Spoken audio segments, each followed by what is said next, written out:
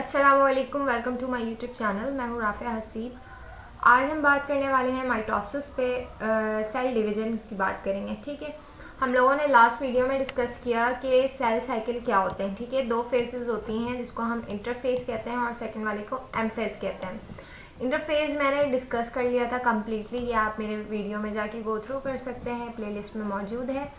ठीक है, इंटरफेज में क्या हो रहा था कि सेल की ग्रोथ हो रही थी, चीज़ें बन रही थी। सेल जो है ख़ुद को प्रिपेयर कर रहा था उस स्टेज के लिए कि वो अपने आप को डिवाइड कर सके।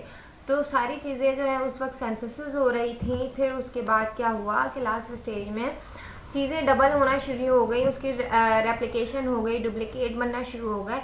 देन वो फेज़ आता है माइटोसिस का।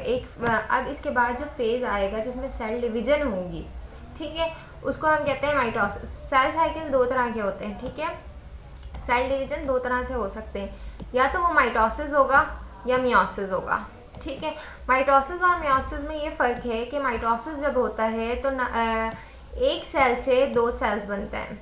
ठीक है, टू डॉटर सेल्स बनते हैं, जबकि मियोसिस की हम बात करें तो एक सेल से चार सेल्स बनते हैं। अच्छा, माइटोसिस में नंबर ऑफ क्रोमोसोम्स जो होते हैं वो सेम रहते हैं। नंबर ऑफ क्रोमोसोम्स क्या होंगे, वो सेम रहेंगे। 46 जितने थे उतने ही रहेंगे। लेकिन जो मियोसिस होता है उसमें क्या होता है, नंबर ऑफ क्रोमोसोम्स क्या होता है, हाफ हो जाते हैं। मतलब कि इसके चार सेल्स बने ना, सब में 23 23 23 23 23 23। ठीक है, इसमें क्या होगा 46 और 46। तो ये दो मेन डिफरेंस होते हैं। अच्छा, अब हम बात करते हैं माइटोसिस की। In this type of cell division a parent cell divided into two daughter cells. मैंने बताया कि माइटोसिस में क्या होता है कि पेरेंट सेल जो है वो डिवाइड होते हैं दो डॉटर सेल में, in a way that the number of chromosomes क्या होंगे डॉटर सेल में remain the same as in the parent cell. जितने पेरेंट सेल में थे 46, उतने ही जो न्यू दो सेल्स बनेंगे या डॉटर सेल्स बनेंगे उसमें क्या होंगे, सेम रहेंगे। ठीक है, mitosis is continuous process. Mitosis जो है हर वक्त होता रहता है, but for the study point of view we can divided into two phases. हमने इसे दो फेजेस में डिवाइड किया है। एक को हमने कहा है कैरियोकाइनेसिस, एक को कहा है साइटोकाइनेसिस। कैरियो का वर्ड कहीं पे भी आ जाए तो इसका मतलब ये होता है न्यूक्लियस। ठीक है, कैरियो का मतलब होता है न्यूक्लियस और साइटो का मतलब होता है सेल।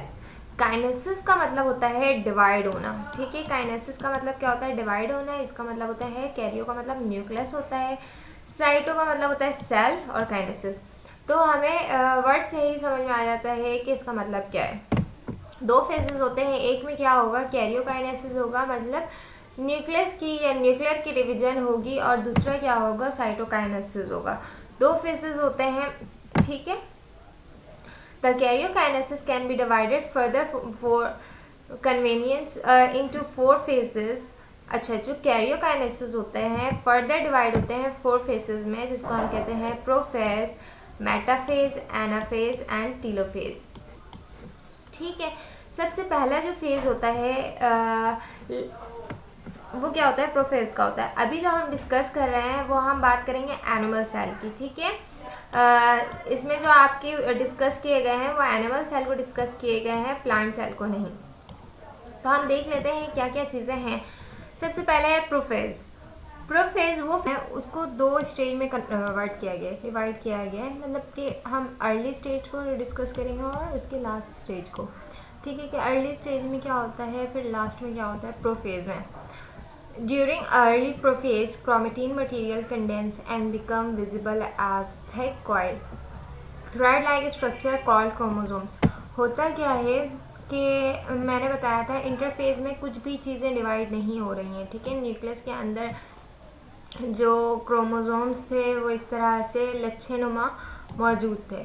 ठीक है, फिर उसके बाद क्या हुआ कि नंबर ऑफ़ क्रोमोसोम्स इसने क्या किया, इंटरफेज में अपनी कॉपी बना ली। ठीक है, फिर उसके बाद जब प्रोफेज स्टार्ट होगा तो क्रोमेटिन मटेरियल कंडेंस जो है वो क्या होंगे, ये कंडेंस फॉर्म में ये विजिबल होना शुरू हो जाएंगे। किस तरह से, थ्रेड लाइक स्ट्रक्चर, इस तरह से थ्रेड की तरह अलग अलग दिखना शुरू हो जाएंगे। इसको हम कहेंगे क्या, क्रोमोसोम्स। ठीक है, ये जो हमारा स्ट्रक्चर है इस तरह का, इसको हम क्या कहेंगे, chromosomes. Each chromosomes at this stage is already double, consist of 2 chromatids। मैंने बताया इंटरफेज में क्या होता है कि जो लास्ट इंटरफेज होता है उसमें चीज़ें क्या होती हैं, डबल हो जाती हैं। ठीक है, सेंट्रियोल है वो डबल हो जाएंगे, क्रोमोसोम्स है वो अपने नंबर कॉपीज बना लेंगे।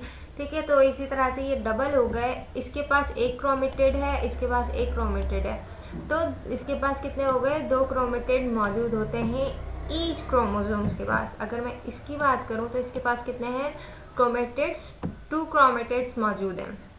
The chromatids are attach to the each other at centromere. ठीक है, जो क्रोमेटिड्स हैं वो अटैच किसके साथ हैं, सेंट्रोमियर के साथ हैं।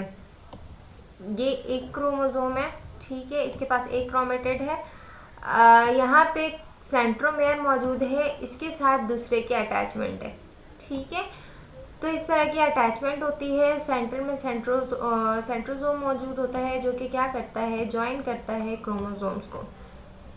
The nuclear membrane gradually disappears and at the same time centromere divided to form 2 centriole. Each move towards the opposite pole of the animal cell and form the spindle fiber. The centriole are absent in the plant cells। अच्छा, एक चीज़ ये है कि plant cell में centriole absent होता है, तो वहाँ पे क्या होता है कि इस तरह का प्रोसेस नहीं होता, मतलब कि चीज़ें जो है कुछ चीज़ें चेंज होती हैं। लेकिन अगर हम बात करते हैं एनिमल सेल की, तो होगा क्या, प्रोफेज में क्रोमोसोम्स जो है वो विजिबल होना शुरू हो जाएंगे। सेकेंड ये कि उसमें जो है 2 क्रोमेटिड्स मौजूद होंगे, उसकी अटैचमेंट कहाँ होगी, सेंट्रोमेयर में होगी। इसी के साथ साथ न्यूक्लियर मेम्ब्रेन जो है वो क्या होंगे, ग्रेजुअली डिसअपियर होना शुरू हो जाएंगे, स्लो स्लो क्या होंगे, वहाँ से डिसअपियर होंगे। और जो हमारे सेंट्रियोल्स थे वो भी क्या हो जाएंगे, उसकी कॉपी बन जाएगी और वो दोनों जो है अपोजिट पोल में चले जाएंगे और वहाँ से स्पिंडल फाइबर निकलेंगे। अगर मैं आपको इसकी पिक्चर दिखाऊं तो कुछ इस तरह से होगा। ठीक है, ये देखें, ये वो फेज़ है, ये प्रोफेज़ है। ठीक है, ये क्रोमोसोम्स विजिबल होना शुरू हो गए। अब ये जो न्यूक्लियस है ये क्या हो रहा है, डिसअपियर होना शुरू हो गया। ये सेंट्रियोल्स हैं, ठीक है, इसकी भी कॉपी बन गई। अगर मैं एक की बात करूँ, ये एक सेंट्रियोल है, ये एक सेंट्रियोल है, इसने अपनी कॉपी बनाई, ठीक है, और इसने अपनी एक कॉपी बनाई, ये 2 सेंट्रियोल हो गए। ठीक है, अब ये क्या होगा, दोनों जो है इसी फेज़ में, प्रोफेज़ की अगर हम बात करें तो ये दोनों अपोजिट पोल में जाना शुरू कर देंगे। और यहाँ साथ साथ क्या होगा कि ये जो न्यूक्लियस है ये क्या हो रहा है, डिसअपियर होना शुरू हो गया। ये थ्रेड लाइक स्ट्रक्चर बिल्कुल हमें क्रोमोसोम्स का दिख रहा है। ये वो स्टेज है जिसको हम क्या कह रहे हैं, प्रोफेज़ कह रहे हैं।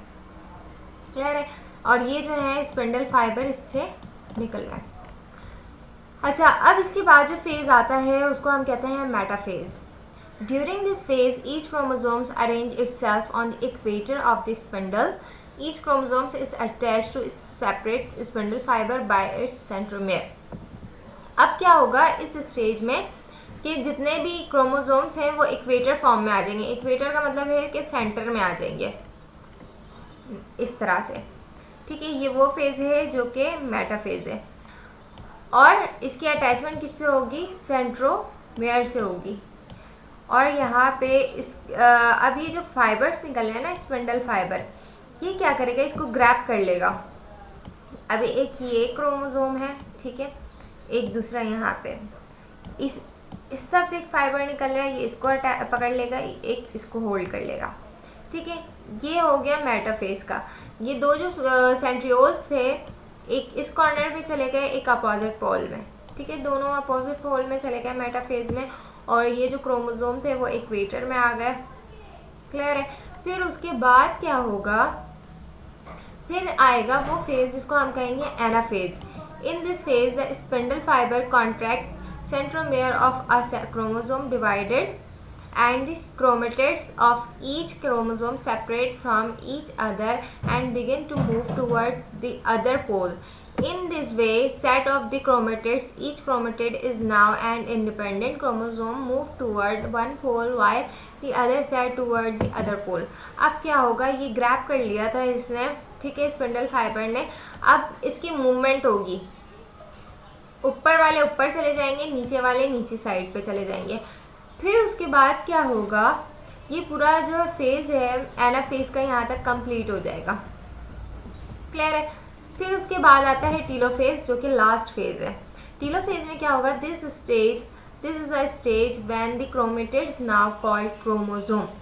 अब क्या होगा, ये दोबारा से डिसअपेयर, इसी तरह से कंडेंस फॉर्म में आना शुरू हो जाएंगे. ठीक है, यहाँ पे आप देख रहे हो ये कंडेंस फॉर्म में आ गए, जिसको हम क्रोमोसोम्स कह रहे हैं. Reach at the respective pole and their movement cease, each pole receive the same number of chromosomes as where. अब जितने पहले ये एक सेल था, ठीक है, इसमें नंबर ऑफ क्रोमोसोम्स कितने थे, 46 थे.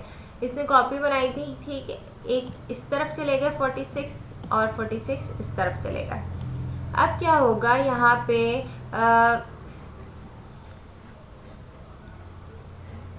The nuclear membrane is reformed. दोबारा से न्यूक्लियर जो है वो न्यूक्लियस जो है वो बनना शुरू हो जाएंगे. Membrane is reformed and around each set of chromosomes. In this way two daughter nuclei formed in the each cell. अब क्या होगा, ये जो पूरा न्यूक्लियर मेम्ब्रेन बन गया. अब ये सेल जो है ना, ये अंदर की तरफ होते जाएंगे, ठीक है, मतलब श्रिंक होते जाएंगे. अब वो स्टेज आ जाएगा जिसको हम कहेंगे साइटोकाइनेज. साइटोकाइनेज मतलब अब सेल की डिवीजन होगी. सेल की डिवीजन कहाँ से होगी, यहाँ से होगी, ये इस पॉइंट से. Soon the cytoplasm of the cell also divide and two daughter cells are formed. In animal cell, cytokinesis takes place by developing a constriction. Construction होगा यहाँ पे, ये यहाँ पे कंस्ट्रक्शन होगा, ये यहाँ से मेम्ब्रेन बनना शुरू हो जाएंगे, मेम्ब्रेन बनेंगे और क्या होगा कि ये पूरा सेल जो है वो डिवाइड हो जाएगा. ये पूरा प्रोसेस होगा किसमें, एनिमल सेल में. लेकिन अगर हम बात करते हैं प्लांट सेल की, in plant cell it occur by developing cell plate. Cell plate develop होता है. अब वो सेल प्लेट क्या होता है, जिस तरह से ये पूरा प्रोसेस होगा, सेल के पास गोल्जी बॉडीज़ होते हैं, ठीक है. अब गोल्जी बॉडीज से कुछ मटेरियल्स निकलेंगे, ठीक है, वो मटेरियल्स क्या करेंगे, इस सेल को डिवाइड करेंगे, ठीक है. यहाँ पे एक प्लेट बन जाएगी जिसको हम सेल प्लेट कह रहे हैं. अब ये एक सेल बन गया, ये दो सेल बन गया. इस तरह से प्लांट सेल में क्या होता है, माइटोसिस का प्रोसेस होता है. उम्मीद करती हूँ आपको ये तमाम बातें समझ में आई होंगी. कुछ चीज़ें अगर नहीं समझ आती हैं वो आप मुझसे कमेंट सेक्शन में लाजमी पूछ सकते हैं. वीडियो पसंद आई हो तो लाइक कर लें, चैनल को सब्सक्राइब कर लें और बेल आइकन को लाजमी प्रेस करें ताकि तमाम नोटिफिकेशंस आपको मिलती रहें. जब तक के लिए अल्लाह हाफ़िज़, टेक केयर.